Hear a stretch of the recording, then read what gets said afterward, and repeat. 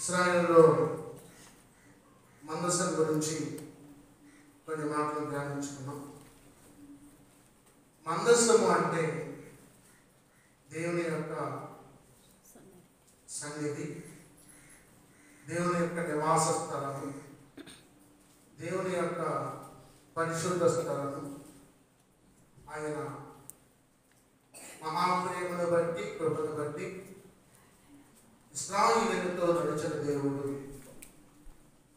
ప్రత్యక్ష గుడారం ద్వారా మేఘం కదిలినప్పుడు నడిచారు, మేఘం ఆగినప్పుడు ఆగారు.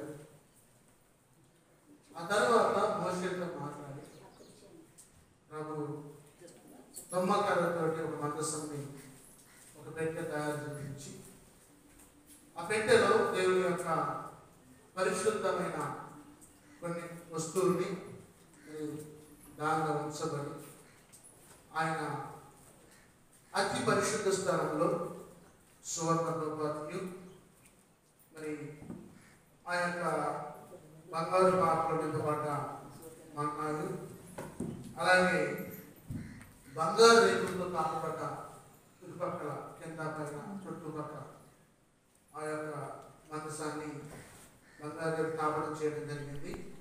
ఇంకా దానిలో మందసంలో బంగారు పాత్రలో ఉంచబడ్డ మన్నా ఉంచారు. అహరోను చిగురించిన చేతి కర్ర, అలాగే నిబంధన పలక, ఈ మూడు ఉంచబడ్డాయి. ఈ మూడు ఇశ్రాయేలుని నడిపించడం కోసం దేవుడు మన స్వయంగా ప్రత్యక్ష గుడారానికి మరి ఇప్పుడు కూడా మందసంలో ఉండి ప్రభు ఆత్మ నడిపిస్తూ ఉంది. మరి మీ మందసము ప్రభువుని ఎలా ధరించుకొని నడుస్తాము?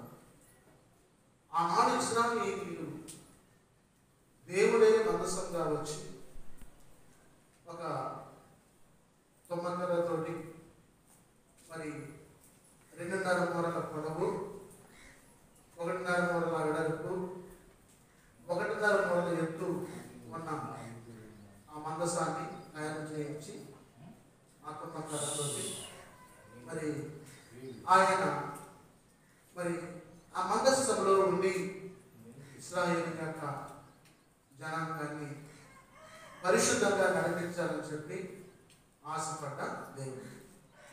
ఆ పిల్లరా ప్రభు మాట్లాడుతూ ఉన్నాడు. మరి నిర్గమకాండం 25 అధ్యాయం 10వ వచనంలో రాయబడ్డ వాక్యాన్ని ధ్యానించుకున్నాం. తొమ్మకర్రతో మందసం తయారు చేయాలి, దాంట్లో ఏ వస్తువులు ఉంచాలో కూడా దేవుడు తెలియజేశాడు. మరి 25:10 నిర్గమకాండం చదవనవసరం లేదు. అలాగే నిర్గమకాండం 25:16 ఆర్థికాశాలను ధ్యానించుకున్నాం. మరి చూడండి, మరి దేవుని యొక్క ప్రేమతోటి సంఖ్యాకాండం 10వ అధ్యాయం 33వ వచనం. సంఖ్యాకాండం 10వ అధ్యాయం పాత నిబంధన గ్రంథంలో మరియు యెహోవా మూడు దినములు ప్రయాణం చేసిరి. వారికి విశ్రాంతి స్థలము చూచుటకు ఆ 3 దినముల ప్రయాణములో యెహోవా నిబంధన మందసము వారికి ముందుగా సాగింది. వారు తాము దిగిన స్థలం నుండి సాగినప్పుడు యెహోవా మేఘము పగటి మీద వారి మీద ఊడెను. స్తోత్రం, హల్లెలూయా. ప్రియులారా, ఇశ్రాయేలు జనాంగము మరి దేవుని యొక్క సైన్యంగా బయలుదేరింది. ఈ ఇశ్రాయేలీయులు మోషే యొక్క నాయకత్వంలో కానాను దేశానికి బయలుదేరారు. ఐగుప్తు నుంచి బయలుదేరి వెళ్దామంటే ఎన్ని ఆశ్చర్యమైన కార్యాలు చేశారు. అసలు 6 లక్షల మంది కాల్బారానికి శత్రు సైన్యం ఒక పక్క నుంచి వచ్చి తరుపుతున్నాం, కానీ ఎర్ర సముద్రాన్ని గాయం చేసి దాటించారు. స్తోత్రం, హల్లెలూయా. రాత్రి వేళ అగ్నిస్తంభంగా ఉంది. వారు పురాణాలు ఎక్కడైతే వేసుకున్నారో అగ్రారాలో వారు నివసించినప్పుడు వారి చుట్టూ కంచెగా ఉండి అగ్నిస్తంభంగా ఉండి కంటికి రెప్పలాగా కాచిన దేవుడు. స్తోత్రం హల్లెలూయా. ఎందుకంటే అదే ఇశ్రాయేలీయులకి అరణ్యంలో నుంచి భయంకరమైన పాములు వచ్చి కాటేసింది సందర్భం. కానీ ఆయన ఆజ్ఞిస్తే ఒక పురుగు కానీ, ఒక కీటకం కానీ, ఒక పాము కానీ, ఒక తేలు కానీ, ఒక విషపురుగు కానీ ఏది తాకకుండా వారు ఎదుగుతున్న మార్గాన్ని పరిశుద్ధపరిచి నివసింపజేసి రాత్రి అగ్నిస్తంభంగా ఉండి పగలు మేఘస్తంభంగా ఉండి నడిపించుకుంటూ ప్రయాణం కొనసాగించే దేవుడు నీ జీవితంలో కూడా దేవునిపై నువ్వు ఆయన మాటకు లోబడి, ఆజ్ఞకు లోబడి, ఆయన కట్టడలకు లోబడి ఎప్పుడైతే నువ్వు ప్రవర్తిస్తావో పగలు మేఘస్తంభంగా ఉండి రాత్రి అగ్నిస్తంభంగా ఉండి ఇశ్రాయేలును కాపాడిన దేవుడు నిన్ను కూడా కాపాడతాడు. స్తోత్రం హల్లెలూయా. నిజమే. ఒకటే మోగాలు అయిపోయా రాత్రి అంతా అజ్జు అలా ఉంటున్నాయి. మా అత్తగారు నిన్న పాపం ఇన్ఫెక్షన్ అయి వెళ్తే కట్టు కట్టాను. నేను చూస్తున్నాను. నేను కూర్చొని నాకు జరుగుతుంది. కాలు అయినా జీవ నాకు వెళ్తుంది. మరి చెట్టుకి నాలుగులే కొంచెం వెళ్ళిపోతులే వచ్చుకోని చెప్పంటే ఏడుస్తుంది. కానీ నీ కన్నీరు తుడుచువాడు ఆయన. నీ కన్నీరు తుడుచువాడు ఆయన. మనం ఏం చేస్తాం? ప్రార్థన చేస్తాం. స్వస్థపరిచేవాడు ఆయన. గాయం చేయవాడు ఆయనే, గాయం మాపువాడు ఆయన. దాదాపుగా నాకు తెలుసు ఒక 20 సంవత్సరాల నుంచి ఆ మక్కల నొప్పితో బాధపడుతున్నట్టు నాకు తెలుసు. అయినా కానీ ఏ రోజు ఆరోగ్యం ఆలోచించి పోషించి నడిపించి సంరక్షిస్తూ కాపాడుతున్న స్తోత్రం హల్లెలూయా. ఎందుకంటే ఆయన నమ్మిన వారిని విడిచిపెట్టే దేవుడు. నేను విలువడు ఎడబాయి నిబ్బరము కలిగి ధైర్యముగా నీ కన్నీటిని తుడుచువాడు ఆయన. ఇశ్రాయేలు అంట అరణ్యంలో బయలుదేరి నడుస్తా ఉన్నాడు. ఆ మేఘము కదులుతా ఉంటేనే నడుస్తున్నారు. మేఘం ఆగిపోతే ఆగిపోతుంది. ఎన్ని రోజులు అయితే ఆ మేఘం నిలిచి ఉంటుందో అన్ని రోజులు అక్కడే ఉన్నారు. కానీ నాకు ఆహారం కాదు. ఇసుక, రెల్లు, తొప్పలు, ఎడారి. మోషే అంతమందికి ఎన్ని బస్తాలు బియ్యం తీసుకొచ్చి, ఎన్ని గంటలు వేసి, ఎన్ని గ్యాస్ బండ్లు తీసుకొచ్చి, ఎన్ని కట్టెలు తీసుకొచ్చి వంటలు కట్టాలి. మనం ఆహారం కూడా పెడితే ఎంత కష్టపడుతుందో. ముందే బియ్యం తోలి, ముందే సరుకులు తోలి, ముందే కూరగాయలు తోలి, ముందే గ్యాస్ బండలు తోలి, ముందే ఆనంద పిల్లలు చెప్పి అప్పచెప్పి వంట బస్సులు మాట్లాడి ఆ కుటుంబయ్యే లోపలనే ఆహారం తయారు చేయించి, అన్నం వండించి, కూర వండించి, రెడీ పెట్టి సిద్ధం చేసి ప్లేట్లు, గ్లాసులు, మంచినీళ్ళు అన్ని సహాయం చేసి అది పెడితే అప్పుడు బలి అనిపిస్తుంది. 6 లక్షల మంది కాపాడానికి ఆ ఎడారిలో భోజనం చేయాలంటే ఎంత ఖర్చు?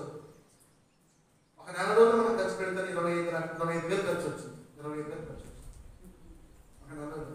మరి ఆ రోజున 6 లక్షల మంది కనీసం 10 రూపాయలు చొప్పున వేసుకోండి. 6 కోట్లు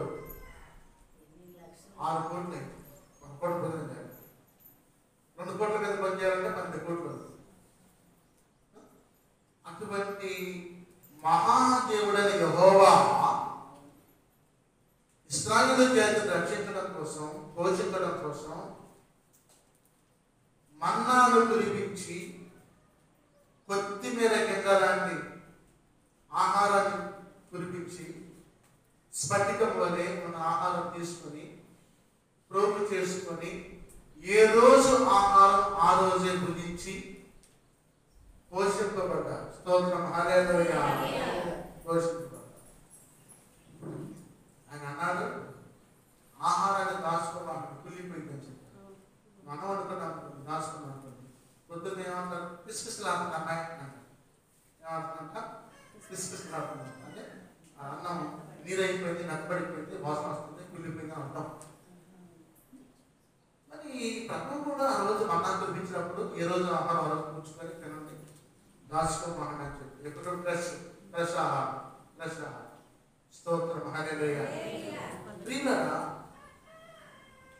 మోషేతో మాట్లాడి, మోషే నువ్వు నా కోసం ఒక నిబంధన పుస్తకం తయారు చేయి, నేను కురిపించిన యొక్క మన్నాన్ని బంగారు పాత్రలో పెట్టి అహరోను చిగురించిన చేతిగా కదా అది కూడా ఆ యొక్క మనసులో పెట్టి నా నిబంధన పలకలు సరైన తెచ్చావు కదా 10 కమాండ్స్ వాటిని పెట్టి ఆ మనసాన్ని చుట్టూ బంగారంతో దాపనం చేసి లోన బయట కాళ్ళకి ఉంగరాలు తొడిగి బంగారం ఉంగరాలు తొడిగి మోసే వరకు కూడా బంగారం దాపనం చేసి పైన తిరుగులు పెట్టించేసి పరిశుద్ధ స్థలంగా దాన్ని అపరిశుద్ధంగా మార్చి అప్పగెత్తమని చెప్పాడు. చెప్పినప్పుడు ప్రియులారా, మోషే తయారు చేయించాడు నిబంధన మనసాన్ని. దాంట్లో బంగారు పాత్రలో మన్నా పెట్టాడు, అహరోను చేతి కర్ర చిగురించిన కర్ర పెట్టాడు, నిబంధన పలకలు పెట్టాడు. అప్పుడు లేవీయులు వచ్చేసి ఆ మనసాన్ని మోస్తాము.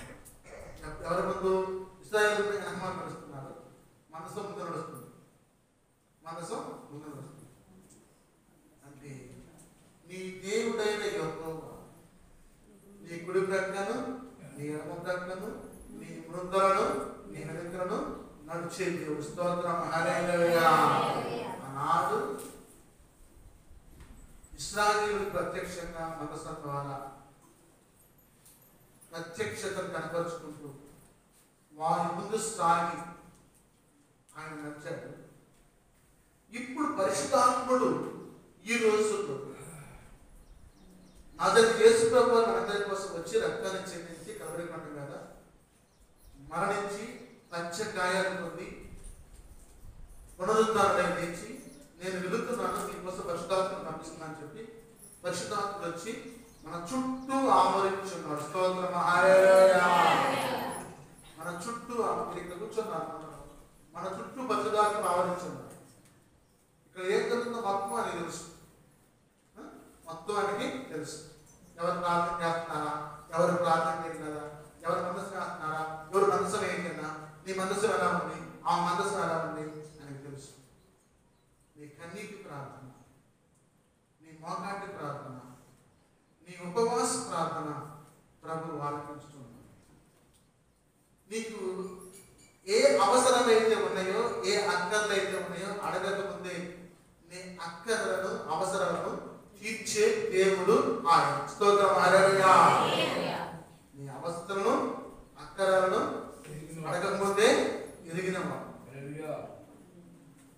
మోషే కూడా యమకోపం ఆదంగా కానీ మోషే కూడా యమకోపం. ఎందుకు కోపం అంటే, ఒరే నాయన ఆ వంటని నీ చేతి కళ్ళతో తాకురా నాయన అంటే భర్తపై కోపం వచ్చి వీటిని పీకాడు. అక్కడ ఈశ్వరు నిల్చున్నా బండలో తిరుగుతా వస్తాయా వస్తాయా బండలో ఆయన ఉంటేనే నీటి ప్రవాహం వస్తుంది. కృష్ణానది మహాబలిపురంలో పుట్టింది, కృష్ణానది గోదావరి గంగోత్రిలో పుట్టింది. మరి సారీ దేవుని యొక్క ప్రేమను బట్టి ఈ నదులు పర్వతాల్లో, కొండల్లో పుట్టింది. పర్వతాల్లో, కొండల్లో పుట్టింది. పుట్టి ఆ బండ నుంచి నీరు వస్తా ఉంది. బండ నుంచి నీరు వస్తాం. ఆ బండే క్రీస్తు. స్తోత్రం హల్లెలూయా. ఆ బండే క్రీస్తు. ఆ బండే క్రీస్తు. నీవు నా బండ మీద నీ ఇల్లు కట్టుము అంటే ఆ పుస్తకం మాటలో కనపడదు. ఎదురుగాడు కనపడితే ఎదురుగాడు ఎవరదు మౌనం ఉంటుంది. కొనుగోలు దాడే ఉంటుంది.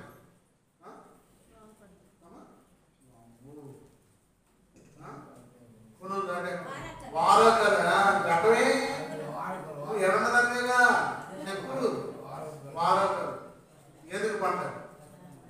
నుంచో తోతాను ఎదురులాగా కనపడుతుంది. ఆ బండే క్రీస్తు.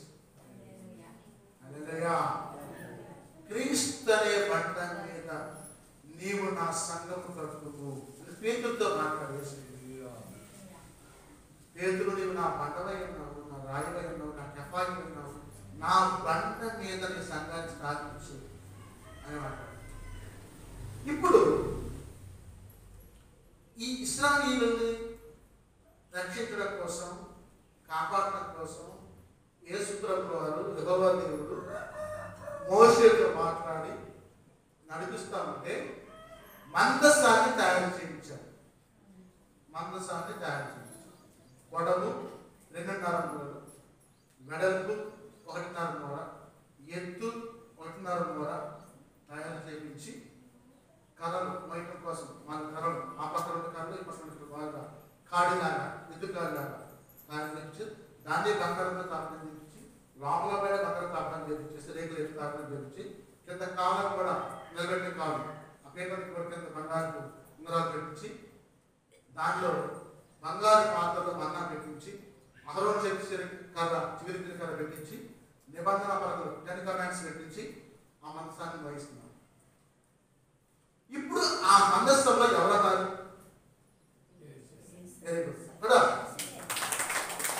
యేసు ప్రభు వారు. ఆ మందస్థంలో యేసు ప్రభు వారు. యేసు ప్రభు వారు పరోక్షంగా మందస్థంలో ఉండి వారి ముందు నడుస్తూ వారిని వెనుక మార్గా నడిపిస్తున్నారు. నా తోడుగా ఉన్నవాడవే, నా చేయి పట్టి నడుపువాడవే, నా పక్షము నడుచువాడవే, నా పక్షము నడుచువాడవే, నా ధైర్యము నీవే యేసయ్యా, నా ధైర్యము నీవే యేసయ్యా, యేసయ్యా, యేసయ్యా, యేసయ్యా, యేసయ్యా, కృతజ్ఞతాస్తుతులు నీకేనయ్యా, కృతజ్ఞతాస్తుతులు నీకేనయ్యా, నా తోడుగా ఉన్నవాడవే, నా చేయి పట్టి నడుపువాడవే. స్తోత్రం, హల్లెలూయా. నేను చిన్న సలహా, హెచ్చరిక లేకపోతే హితోపదేశం అనుకోండి. ఆదాం గారికి కానీ కోటికి కానీ 3 మాటలే చెప్పండి, స్పష్టంగా చెప్పండి, నిదానంగా చెప్పండి, వివరంగా చెప్పండి, గుండెలకి హృదయాలకు అతుకుని చెప్పండి. ఆ 3 మాటల హృదయాలు నాటుకుని ప్రార్థన ఏకీభవించేట్టుగా చెప్పండి.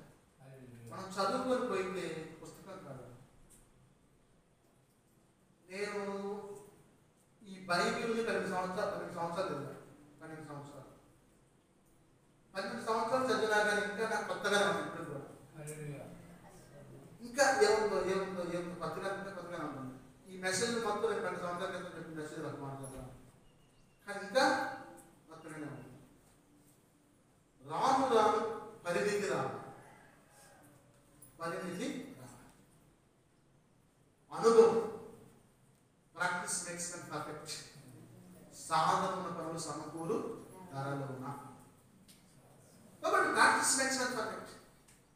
ఒకదాన్ని ప్రాక్టీస్. నేను ఎక్కడ వాక్యం చెప్పాను తెలుసా? ఆ రిల్లికను ఇసుకి ఎత్తి వాటి అప్పుడు నాకు అన్నా లేదు. మా ఇంటికి ఆమె తెలుసు. ఆ ఇంటికి వచ్చి అక్కడ కూర్చొని ప్రార్థన చేసి అక్కడ వాక్యం చెప్పి జల్లికను ఎత్తి ఇసుక చెప్పి అక్కడికి వచ్చి వాక్యం చెప్పాను. నేర్చుకో. ఏకాంత ప్రార్థన, కన్నీటి ప్రార్థన, మోకాటి ప్రార్థన అక్కడ చేసుకొని వచ్చిన తర్వాత ఇక్కడికి వచ్చి ప్రార్థన చెప్పాను.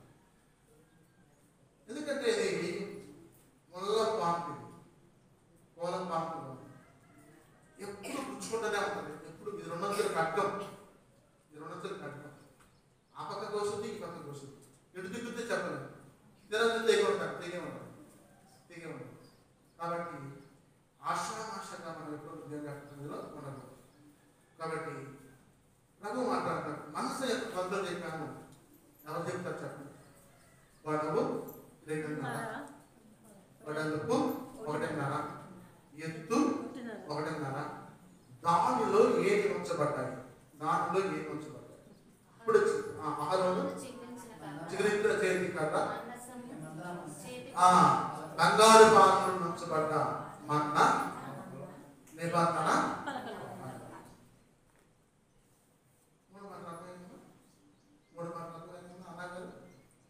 బంగారు పాత్రలో ఉంచబడ్డ మన్నా ఒకటి, నిబంధన పలకలు 2, చిగురించిన అహరోను చేతి కర్ర 3 మాట్లాడు.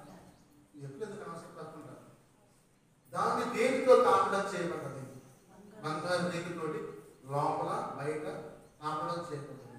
దాని కింద 4 కాబట్టి 4 ఉంగరాలు బంగారు ఉంగరాలు పెట్టారు. దాని కాడి 4 పక్కల పోయింది, కాడి బంగారం తాపబడ్డది. దాని పైన తిరుగులు ఉన్నాయి, దానిపైన దేవతలు రెక్కలు దాటి కాపుదలుగా ఉన్నాయి. దాని లేవీలు మోస్తారు, దాని లేవీలు మోస్తారు. మందస్సులో యేసు ప్రభువు నివసిస్తారు. స్తోత్రం హల్లెలూయా. ఇప్పుడు మందసం అంటే అర్థమైందా?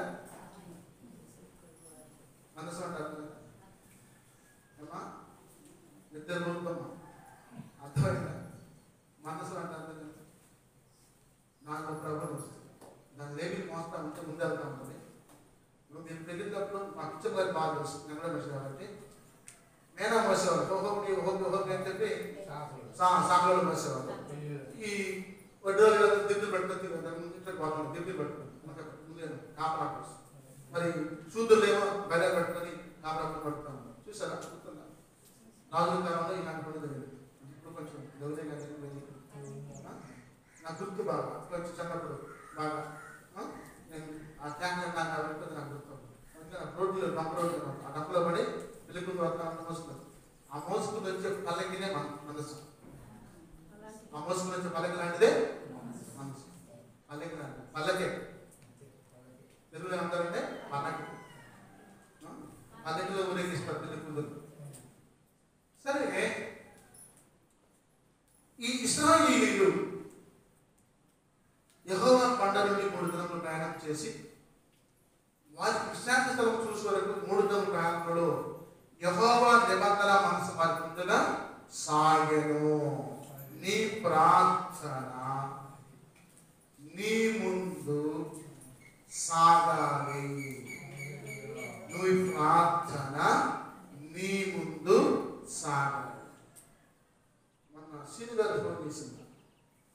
అయ్యగారు, మరి మా బావమతి గారికి మంచి సీరియస్గా ఉంది, మరి ఏంటి అని చెప్పాను. ప్రార్థన చేశాను, ఆయన కొంచెం కిటికలుగా ఉంది, కష్టంగా ఉంది, కానీ దేవుడు ఆయన రక్షిస్తారు, నమ్ముతాను. అయితే ఆపరేషన్ చేయమన్నారు అయ్యారు. అంటే బహుశా జరగవచ్చు, మైండ్లో బ్లడ్ క్లాట్ అయింది, రక్తం గట్ట కట్టింది కాబట్టి చేయొచ్చాను. తెల్లారి పొద్దున అయ్యారు ఆపరేషన్ అన్నారు. అయ్యారు ఉన్నారా? అలా తీసుకెళ్తున్నారు అయ్యారు అనేది తీసుకెళ్ళి మళ్ళీ పొద్దున్నే తీసుకెళ్ళారు. ప్రార్థనలో కూర్చొని ప్రార్థన సక్సెస్ఫుల్ ఆపరేషన్ చేసి మళ్ళీ మాట్లాడుకుంటున్నాం. హల్లెలూయా. మన ప్రార్థన ధూపము ముందుకు సాగాలి. ఆ బిడ్డ చుట్టూ కంచె వేయాలి. ఆయన పరమభక్తుడు దిక్కు వచ్చి ఆపరేషన్ చేయాలి. మనుషులు చేస్తే ఏం చేస్తారు ఆపరేషన్? దేవుడు చేయగలిగారు. అస్వార్థంగా చెప్తాము. నాకు దేవుడే వచ్చి ఆపరేషన్ చేస్తే నా రక్తస్నానం తగ్గి స్వస్థపరచబడితే ఎంత విశ్వాసం అందుతారు. నాకైతే ఎంత తగ్గింది స్వభావం, ఎంత విశ్వాసం, ఎంత నమ్మకత్వం. కాబట్టి ప్రార్థన నీ పరిస్థితులను మార్చి వేయాలి. అంటే మందస్సుని ముందు కొనసాగాలి, ఆయన సన్నిధిని ముందు కొనసాగాలి. అప్పుడు నీ ప్రార్థన దేవుడు ఆలోచిస్తూ ఉంటారు. అది గ్రహించి ఒకసారి చూడండి. ప్రభు మాట్లాడుతూ ఉన్నాడు. మరి విజ్ఞప్తి చేస్తున్నాడు. 31వ అధ్యాయం 25వ వచనం 173 పేజ్ 173 విజ్ఞప్తి చేస్తున్నాము. మరి 31:25 మోషే యెహోవా నిబంధన మందసమును మోయు లేవీయులను చూసి ఆజ్ఞాపించినదేమనగా మీరు ఈ ధర్మశాస్త్ర గ్రంథమును తీసుకొని మీ దేవుడైన యెహోవా నిబంధన మందసము పక్కన ఉంచుడి. స్తోత్రం. హల్లెలూయా. అది అక్కడ నీ మీద సాక్షాత్తుగా ఉండును. చూసారా? ఇక్కడ చిన్న మర్మాన్ని చెప్తాను. యెహోవా మందసం ద్వారా నడుస్తున్నాడు. గుర్తుంచుకోండి మాట్లాడుతున్నాడు. యెహోవా మందసంలో నడుస్తున్నాడు. ధర్మశాస్త్రం వచ్చి పక్కన ఉంచున్నాడు. నా మాట మీకు అర్థమవుతుందా? యెహోవా నిబంధన మందసంగా ఇశ్రాయేలు ముందు నడిచిపోతున్నాడు. మోసుకుంటూ తీసుకెళ్తున్నాడు. ఇది బంగారు పాత్ర ముందు మన్నాని ఆహరోడు చికిత్స చేతికారని నిబంధన పరంగా తీసుకుని మోసుకుంటారు. అందులో యెహోవా అన్నాడు. ధర్మశాస్త్రం మోసే రచించాడు. ధర్మశాస్త్రం ఎవరు రచించారు? మోసే. బైబిల్ ఎవరు రచించారంటే మోసే. పాత నిబంధన మొత్తం మోసే రచించాడు. మోసే రచించాడు. ఆ ధర్మశాస్త్రం తీసుకొచ్చి పక్కన పెట్టాడు. ఇప్పుడు ఆ పక్కన ఎవరన్నారు? ఎవరన్నారు?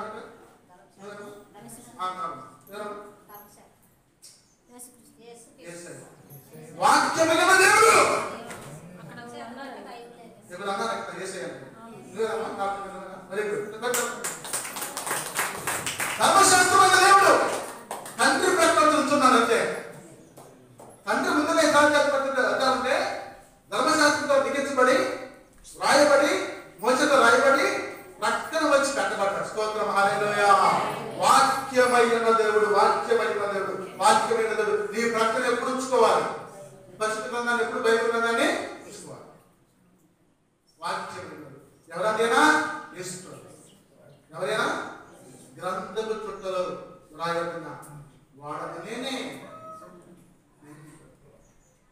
చూసారా?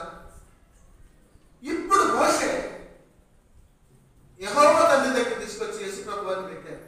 ధర్మశాస్త్రాన్ని తీసుకొచ్చి పెట్టారు. పెడితే ఆయన అంటాడు, అది అక్కడ నీ మీద సాక్షాత్తుగా ఉండును. ఈ మాట చాలా చెప్తాను కాదు. పరలోక రాజ్యంలో యెహోవా తండ్రి ఉన్నారు. కుడి ప్రక్కన కూర్చొని యేసు ప్రభువు ఉన్నారు. మనం తీర్పు కోసం వెళ్తాం. ఆయన రాజ్యానికి వెళ్ళినప్పుడు సాక్షాత్తుగా ఉన్నది ఎవరంటే యేసు ప్రభువు. స్తోత్రం హల్లెలూయా. అది అక్కడ సాక్షాత్తుగా ఉండును. ధర్మశాస్త్రం అంటే యేసు ప్రభు. ఆ నిబంధన మందసం ప్రకటన సాక్షాత్తుగా ఉన్న వ్యక్తి ఎవరంటే నజరేయుడైన యేసు ప్రభు. స్తోత్రం హల్లెలూయా. నీ తిరుగుబాటును, నీ మూర్ఖత్వమును నేను ఎరుగుదును. నువ్వు దేవుడిపై తిరుగుబాటు చేస్తే ఆయనకు తెలుసు. మూర్ఖత్వంగా మాట్లాడితే ఆయనకి తెలుసు. ఇప్పుడు తిరుగుబాటు అంటే ఏంటి? మూర్ఖత్వం అంటే ఏ ప్రార్థన, ఏ పత్వా అదే పని. తిరుగుబాటు తిరుగుబాటు ఏందని చెప్పేది? మూర్ఖత్వం. మూర్ఖత్వం ఇదే తిరుగుబాటు. మూర్ఖత్వం ఇది ఇంకెక్కువ అసలు. మూర్ఖత్వం అంటే ఎదురించి మాట్లాడు, ఎదురు తిరగడం. ఎడ్డమంటే తగ్గమంట, ఎడ్డమంటే తగ్గమంట. చూడండి, ప్రభు మాట్లాడుతున్నాడు. నేను ఇంకా సజీవుడనై మీతో ఉండగానే ఇదిగో మీరు యెహోవా మీద తిరుగుబాటు చేసి తెలియదు. చెప్పండి. మోషే సినాయి కొండ ఎక్కి 40 రోజుల ఉపవాసం ప్రార్థన చేస్తున్నారు. ధర్మశాస్త్రం కోసం ప్రార్థన చేస్తున్నారు. చరిత్రలో ఏం చేశారు తెలుసా? ఆ ఐగుప్తులు చేసుకొచ్చిన బంగారం, వెండి మొత్తం పోగు చేసి నాకు కనిపించే దేవుడు కావాలని చెప్పి ఒక దూడ తయారు చేసి బంగారం అంటే పంచలోహాలతో కనిపించి ఒక దూడ బొమ్మలు అచ్చుపోసి దాన్ని ఎత్తుకుని దేవుడు చెప్పారే విగ్రహాలను చేయవద్దురా బాబు అని చెప్పాడు. మోషే చెప్పాడు. వీళ్ళు ఏం చేస్తున్నారు? విగ్రహారాధన చేస్తున్నారు. బొల్లెద్దు తయారు చేస్తారు. ఏంటది? బొల్లెద్దు తయారు చేసి మీరు కన్నాల్లో అదే చెప్తున్నారు. అదే బొల్లెద్దు పోత కోసం బొల్లెద్దు ఆమె చచ్చినాయి. ఎందుకు మర్చిపోతారు? నీకు ఆడతారంటే తల రావడం అంటున్నారు. కాబట్టి ఇక అప్పుడు దేవుడికి కోపం వచ్చింది. నేను పక్కన ఉండగానే, సజీవుడినే ఉండగానే మీరు యెహోవా మీద తిరుగుబాటు చేశారు. కాబట్టి నేను చనిపోయిన తర్వాత మరి నిశ్చయంగా తిరుగుబాటు చేయదు కదా. మోషే వచ్చి ఏమంటున్నారంటే బాబు నేను ఉండగానే బతుకుండగానే ఎంత కుట్టుకొని సత్తున్నారు వాళ్ళ అమ్మ నాన్న కొడుకుని కూతురు కుట్టుకొని సత్తున్నారు.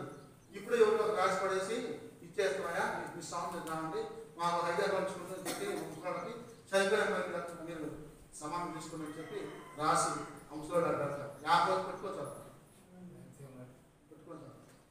మేము బ్రతికుండగానే మీరేనా కొట్టుకుంటున్నారు తిట్టుకుంటున్నారు, చనిపోతే ఇంకా తిరుగుబాటు చేస్తారు కదా అని ఎవరు అంటారు? ఇంకా మోషే ఎవరిని? ఇశ్రాయేలు అని. చూడండి ఇక్కడ మీ గోత్రపు పెద్దలందరినీ మీ నాయకులను నా యొద్దకు పోగు చేయండి, ఆకాశంలో భూమిని వారి మీద సాక్షులుగా పెట్టి నేను ఈ మాటను వారితో వినికిడిలో చెప్పేదను. ఇప్పుడు సాక్షి ఎవరంట? ఆకాశము భూమి. వినికిడి అంటే వింటాం, వినికిడి అంటే వింటాం. ఆకాశాన్ని భూమిని సాక్షిగా పెట్టి వినికిడులు అంటే నా నోటి మాట ద్వారా చెప్తా ఉంటే మీరిద్దరు వాక్యం వింటే చూడండి. నేను మరణమైన తర్వాత ఎలాగనగా మీరు బొత్తుగా చనిపోయి నేను మీకు ఆజ్ఞాపించిన మార్గం తప్పుదనని ఆ త్రోవ అంతమందు కీడు మీకు ప్రాప్తమని నేను ఎరుగుతాను. మీరు ఏం చేస్తారంటే త్రోవ తప్పిపోతారు, కీళ్ళలోకి వెళ్ళిపోతారు. ఎంతమంది ఉన్నా కానీ సనుగుడు గొనుగుడు, ఎవరు కూడా పరిశుద్ధులు లేరు, ఎవరు కూడా నమ్మకంగా లేరు, విశ్వాసంగా లేరు. పెట్టావులే, చేసావులే, ఇచ్చావులే అంటాను. సనుగుడు తృప్తి లేదు, మీ జీవితంలో తృప్తి లేదు. చూడండి, మరి మీరు చేతిల వలన యెహోవా మాకు కోపం పుట్టించినట్లుగా ఆయన దృష్టికి ఏదైనా దాన్ని చేయదు. అప్పుడు మోషే ఇశ్రాయేలు యొక్క సర్వసభల యొక్క వినికిడిలో ఈ కీర్తన మాట సొంతంగా పలికింది. చూసారా? నా ఉపదేశము వానవలే కురియము. కీర్తన మాట 2వ వచనంలో 12 నా వాక్యము మంచు వలెను లేత గద్దె మీద పడు చుట్టూ వరకు పచ్చిక మీద తిరిగి వర్షం వలెను. స్తోత్రం హల్లెలూయా. దేవుడు నా మాటలు నా ఉపదేశం వాన వలె కురియును, నా వాక్యము మంచు వలె లేత గద్దె మీద పడు చుట్టూ వలెను పచ్చిక మీద తిరిగి వర్షం వలెను. స్తోత్రం హల్లెలూయా. అంత మధురమైన మాటలు మీకు నేను అందిస్తాను. ప్రభు మాట్లాడుతూ ఉన్నాడు మరి మోషే ద్వారా. ద్వితీయోపదేశకాండంలో యెహోషువ గ్రంథము 3వ అధ్యాయము 4వ వచనం 178 పేజ్. నీకును దానికి దాదాపు 2000 కొలమారుల ఎడమనందు వరకు మీరు త్రోవ మీరింతకు ముందు వెళ్ళినది కాదు, మీరు దాన్ని గుర్తుపట్టవలెను కనుక ఆ మందసమునకు సమీపంగా మీరు నడవరాదు. యెహోషువ 3:4. యెహోషువ 3:4. ఆ మందసం అంట అతి పరిశుద్ధమైన, దాని సమీపంగా పోయి నడవడం, ఎడంగా ఉండాలి. వీటికి అతి పరిశుద్ధ స్థలం. దీని సమీపంగా రాకూడదు, ఎడంగా ఉండాలి. అతి పరిశుద్ధ స్థలమైన మందసానికి యెహోషువ చెబుతున్నాడు మోషే తరువాత, నాయనా మీరు ఆ మందసానికి గడంగా నడవండిరా, లేకపోతే చనిపోతారు. అది అతి పరిశుద్ధమైనది, కాలిపోతారు, బూడిదైపోతారు, కుప్పగూలు చనిపోతారు, జాగ్రత్త అని చెప్పి హెచ్చరిస్తున్నాడు యెహోషువ. అంత పరిశుద్ధమైనది ఆ నిబంధన మనసు.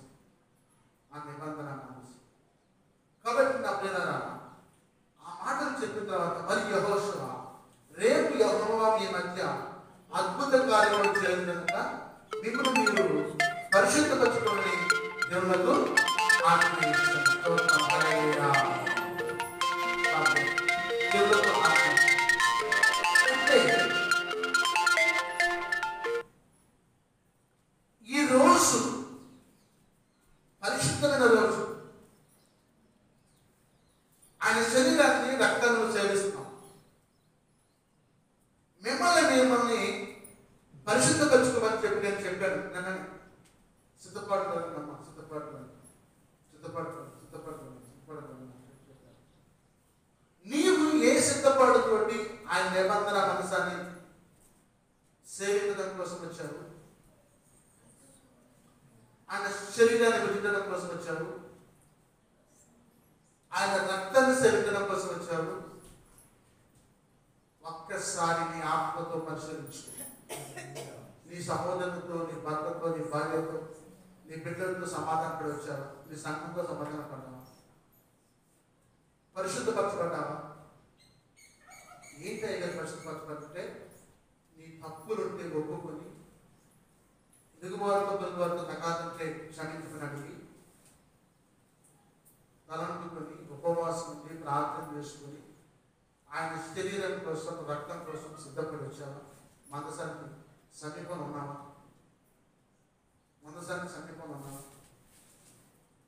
ఆయన మనసు నుండి నీతో మాట్లాడుతున్నాడు. నీవు అతి పరిశుద్ధ స్థలానికి చెరువులో ఉన్నావు. నీవు సిద్ధపాటు కలిగి ఉన్నావా? ఒక్కసారి ప్రభు మాట్లాడుతున్నాడు, ఆలోచించు. యెహోషువ మాట్లాడుతున్నాడు ఇశ్రాయేలుతో, మీరు పరిశుద్ధపరచుకున్నారా? నేను ఆజ్ఞయించాను కదా. మీరు నిబంధన మందసం ఎత్తుకొని ప్రజల ముందరగా నడువులని యాజకులకు అతడు సెలవేయగా, వారు నిబంధన మందసం ఎత్తుకొని ప్రజల ముందర నడిచిరి. స్తోత్రం, హల్లెలూయా. యాజకులు, పాస్టర్స్, కరిగిపోతున్న ప్రవృత్తి,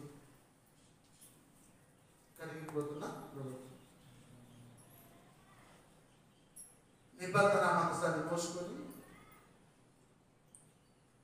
యేసు ప్రభుని తీసుకొని,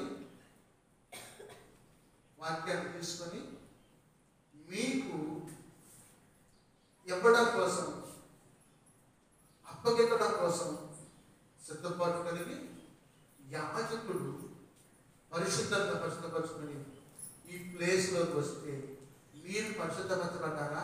ఎంతమంది పరిశుద్ధపరచబడ్డారో చేతులు ఎత్తండి. వాళ్ళ కోసం 1 2 3 4 5 6 7 8 9 10 11 12 13 14 స్తోత్రం, హల్లెలూయా. కాబట్టి ప్రభు మాట్లాడుతూ ఉన్నాడు. మరి ఆయన వాక్యం ద్వారా శుభకరమైన తొలి ప్రేమనునే మరువక జీవింపగృహనీయవా. శుభకరమైన తొలి ప్రేమనునే మరువక జీవింపగృహనీయవా.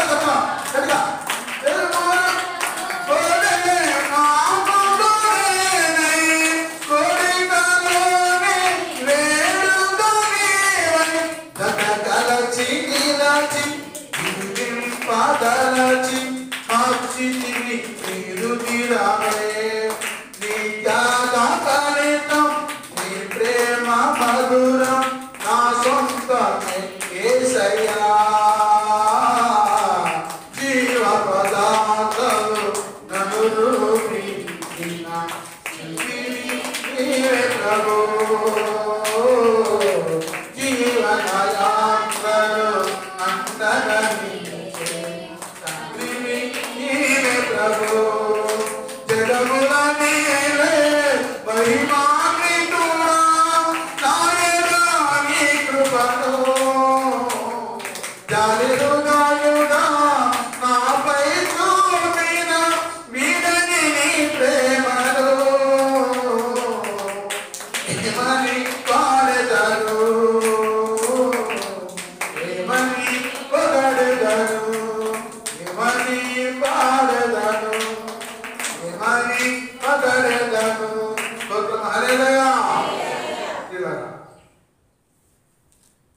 శుభకరమైన తొలిప్రియమని ఆయన సన్నిధిలో సిద్ధపడి ఉన్నావా నుంచి ప్రభు మాట్లాడుతున్నాడు. నిబంధన మనస్సు ముందుగా నడుస్తూ ఉంది, ప్రక్కన ధర్మశాస్త్రం నడుస్తూ ఉంది, పెట్టబడి దానికి నువ్వు అనుమతిగా క్వాలిఫై ఉన్నావా, అర్హత కలిగి ఉన్నావా? ప్రభు వాటిని మాట్లాడుతూ ఉంది. యెహోషువ అంటున్నాడు, శుద్ధీకరించుకున్నావా, పరిశుద్ధపరుచుకున్నావా, అర్హత కలిగి ఉన్నావా? లేవీయులు తమ భుజాలు తీసుకొని తమ భుజాల మీద ఆయన మనసాన్ని మోసుకుంటున్నారు. ముందుగా వెళ్తామంటే వెనుక విషయాలేమో వచ్చింది. ఈ మధ్యాహ్నం ప్రభు నీతో మాట్లాడుతూ ఉన్నాడు. ఆయన వాక్యం ముందుగా నడుస్తూ ఉంది. ఆయన ముందుగా నడుస్తూ ఉన్నాడు. నీవు వెనుక వెంబడించి ఆయన రాజ్యానికి చేరడం కోసం సిద్ధంగా ఉన్నావా? ఒక్కసారి ఆలోచించు. కానాను యాత్ర, ఇది సీయోను యాత్ర,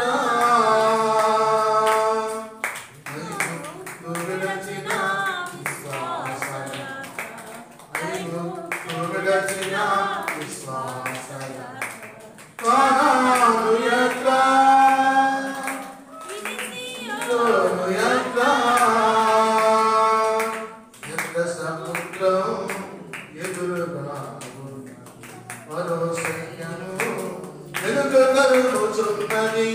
ఎర్ర సముద్రం ఎదురుగా మరో సైన్యము వెనుక కరుచున్నది. యేసు వైపు చూడగా ఆయనను వేడగా, యేసు వైపు చూడగా ఆయనను వేడగా, ఎర్ర సముద్రం ఆయనైనది మరో సైన్యము. స్తోత్రం, హల్లెలూయా. యేసు వైపు చూడు. నువ్వు నీ ఎదురుగా ఎర్ర సముద్రం లాంటి సమస్య ఉన్నా కానీ, వెనుక నీ అప్పుల సమస్యలు, అనారోగ్య సమస్యలు, ఆర్థిక ఇబ్బందులు తగ్గుతున్నా కానీ ఆయన వైపు చూస్తే నీ సమస్యలు రాయిగా చేసి మార్గాన్ని ఏర్పరిచి సరిగా నడిపించారు. నిన్ను కూడా విశ్వాస యాత్రలో ఆదుకునే దేవుడు. ప్రభు మాట్లాడుతున్నాడు. యెహోషువ అంటున్నాడు, నీవు పరిశుద్ధపరుచుకున్నావా, శుద్ధీకరించుకున్నావా అని అడుగుతున్నాను. అప్పుడు యెహోషువతో యెహోవా ఇట్లని, నేను మోషేకు తోడైనట్లు నీకును తోడైంది. ఇశ్రాయేలులందరూ ఎదురట్లు నేను వారి కన్నుల ఎదుట నిన్ను గొప్ప చేయ మొదలు పెట్టింది. స్తోత్రం, హల్లెలూయా. చూసారా, నీ పితరులు, నీ తండ్రులు, నీ తాతలు యేసు ప్రభు ఎరకపోయినా కానీ నేను నిన్ను ఎన్నుకున్నా. నీ బంధువులు ఎదుట, నీ స్నేహితులు ఎదుట నేను గొప్ప చేస్తా, గొప్ప చేస్తా. స్తోత్రం, హల్లెలూయా. ప్రభు నీతో మాట్లాడుతున్నాడు. యెహోషువతో మాట్లాడే దేవుడు నీతో కూడా మాట్లాడుతున్నాడు. ఆయన అక్కడ నీ పేరు యెహోషువ పేరు తీసేసి సువార్తమ్మ, మరియమ్మ, కొల్లమ్మ, ఎల్లమ్మ అని రాసు. ప్రభు మాట్లాడుతున్నాడు. యెహోవా రమేష్తో ఎట్లాను, యెహోవా వెంకటరామ గారితో ఎట్లాను, యెహోవా రాణి గారితో, మణి గారితో ఎట్లాను. ఏమనంటే, నేను మోషేకు తోడై ఉండినట్లు నీకును తోడై ఉంటున్నాను. చూసారా, ఇశ్రాయేలులందరూ తిన్నట్లు నేడు వారి ఎదుట నిన్ను గొప్ప చేయ మొదలు. స్తోత్రం, హల్లెలూయా. ఆయన మీద విశ్వాసం ఉంచు, నమ్మకం ఉంచు, నమ్మిక కలిగి ఉండు. నిన్ను గొప్ప చేస్తాను. ఎందుకని మరి వాళ్ళు ప్రార్థన పోయేవాళ్ళు రా, అపలహారం తినరు. మరి వాళ్ళు ప్రార్థన పోయేవాళ్ళు రా, మధ్యాహ్నానికి పోయి అన్నం తినరు. మరి వాళ్ళు ప్రార్థన పోయేవాళ్ళు రా, ఆ వ్రతానికి వచ్చి ఆ బొద్దు పెట్టి తింటారు. వాళ్ళు తప్పగా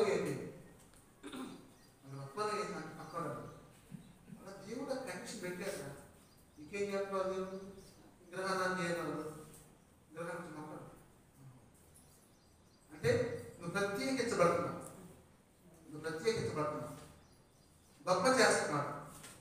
నువ్వు ఆజ్ఞలను, కట్టలను, నియమాలని, నిబంధనలని పాటిస్తే నేను గొప్ప చేయ మొదలు. కాబట్టి ప్రభు మాట్లాడుతున్నాడు.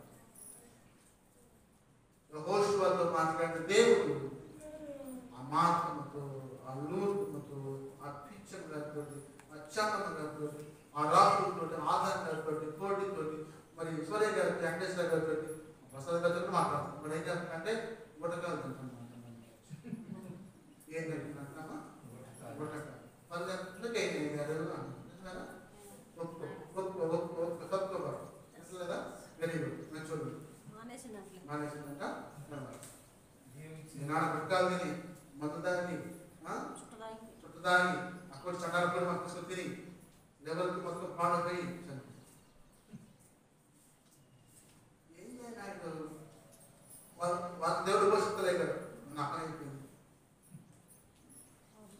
క్రమమైన జీవితాన్ని కలవడం, క్రమమైన జీవితాన్ని కలవడం అంటే పదార్థ తినబాటు, ఆరోగ్యం దుర్బడుతుంది, సక్రమంగా ఉంటుంది. దాన్ని తినకపోతే, తాకపోతే, ఆ చుట్ట దాకపోతే, ఆ మందు దాకపోతే, ఆ బిడి దాకపోతే, ఆ తన మాంసం దాకపోతే నేను జీవించవా, బతువా? ప్రభు మాట్లాడుతున్నాడు. చూడండి ఒకసారి. మరి న్యాయాధిపతులు 6వ అధ్యాయం 6వ వచనం 6 యెహోషువ 6 పక్కన యెహోషువ 6 నూను కుమారుడు యెహోషువ యాజకులను పిలిపించి మీరు నిబంధన మందసం ఎత్తుకొని పోయుడి. 7 యాజకులు యెహోవా మందసము ముందుగా పొట్టేలు కొమ్ములను, గోరలను 7 పట్టుకొని నడువలని వారితో చెప్పారు. మరియు అతడు మీరు సాగి పట్టణము చుట్టుకున్నాడు యోధులు యెహోవా మందసమును ముందుగా నడవాలని ప్రజలతో చెప్పారు. యెహోషువ ప్రజలకు ఆజ్ఞాపించిన తర్వాత 7 యాజకులు పొట్టేలు కొమ్ము, గోరలను 7 యెహోవా సన్నిధిని పట్టుకుని సాగుచు ఆ మూలలో కూర్చున్నట యెహోవా నిబంధన మందసము వారినంట నడిచాను. చూసారు? ఇక్కడ ఆ పట్టణానికి వెళ్ళాడు. ఆ పట్టణానికి వెళ్ళాడు. ఆ పట్టణానికి వెళ్ళినప్పుడు ఆ పట్టణంలో ఒక ఆమె ఉంది. ఆ కోడల మీద రాహాబు అనే వేశ్య. వేగుల వారి వచ్చారు, ముందు సూచనలకు వచ్చారు. ఎదుకో కూడా ఎంతో పట్టణాలు చూడటం కోసం వచ్చారు. సరే ఇద్దరు వచ్చారు. వాళ్ళని తీసి మసీదు పెట్టి గడ్డి కట్టి దాచిపెట్టింది. దనకట్లదే దనకట్ల పెట్టి దాచిపెట్టింది. ఇల్లు వాళ్ళ ఇద్దరు సైకిల్ ఎరుకల సైకిల్ వచ్చింది. వచ్చామాయి ఇద్దరు వచ్చారు. తెలుగులో ఇంటికి వచ్చారా? ఏమో నాకేం తెలుసు, నేను అక్కడ గురించి నా పని చేసుకుంటాను అని దాచిపెట్టి మాట్లాడుతున్నాను. వాళ్ళు చూశారు. చూసి ఇక వెళ్ళిపోయాడు. వెళ్ళిపోయిన తర్వాత బయటకు వెళ్ళి చూసి అయ్యా మరి వెయ్యాలయ్యా రండి అన్నారు. భర్తకి వచ్చి అమ్మా నీవు మాకు చేసిన మేలు నీకు మేలు చేస్తాం. ఏం చేయమంటారు చెప్పంటే, మీరు ఈ దేశాన్ని జయించినప్పుడు ఈ రాజ్యంలో ఉన్న మొత్తం సంఖ్యాస్తారు, ఎవరు బ్రతకండి అందరూ అంటారు. నా కుటుంబాన్ని జ్ఞాపకం చేసుకుని కాపాడండి. నా కుటుంబాన్ని జ్ఞాపకం చేసుకుని కాపాడండి.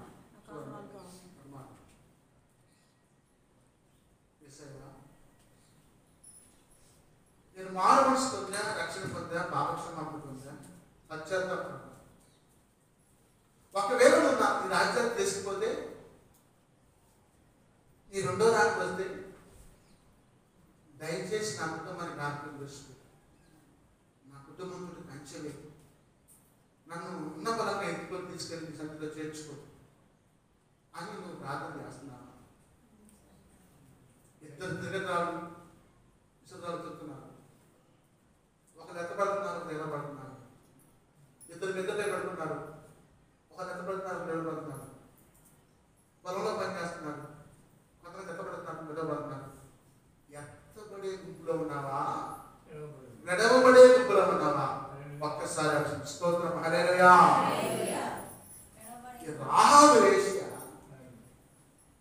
రాహాబు వేశ్య తన కుటుంబాన్ని ఎంతబడే గుంపులోకి చేర్చింది. స్తోత్రం హల్లెలూయా.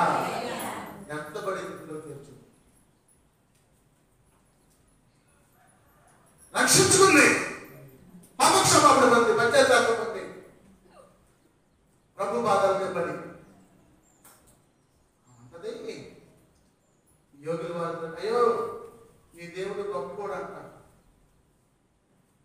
మా తాత మొత్తాన్ని తెచ్చుకుంటుంటే అన్నాను, మీ దేవుడు అంట ఎర్ర సముద్రం 2 ప్రయాణం చేసి దాటిందంట, మా తాత తను చెప్తుంటే అన్నాను, మీ దేవుడు మీకోసం అంట మహా దేవుడు గురించి ఆహారం భుజించారని నేను అన్నా, మీరు గొప్ప దేవుడు, మీరు గొప్ప అంటే మీరు ఏమన్నా చెప్పాను నాశనం చేయవాలనే, దయచేసి నా కుటుంబాన్ని మీరు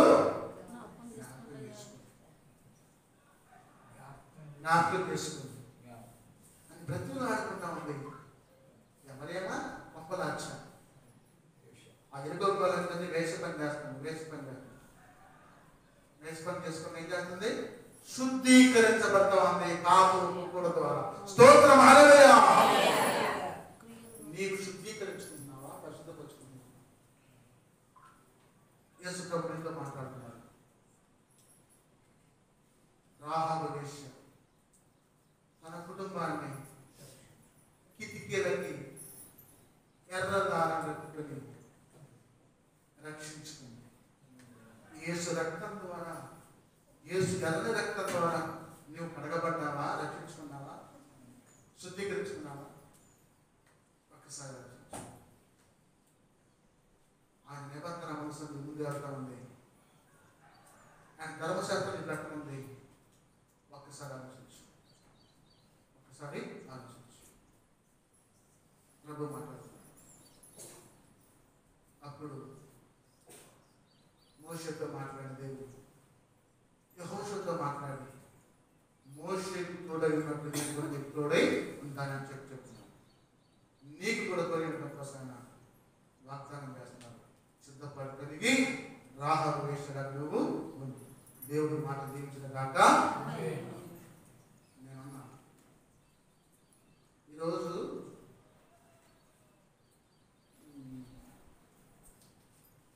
దేవుని యొక్క వాక్యాన్ని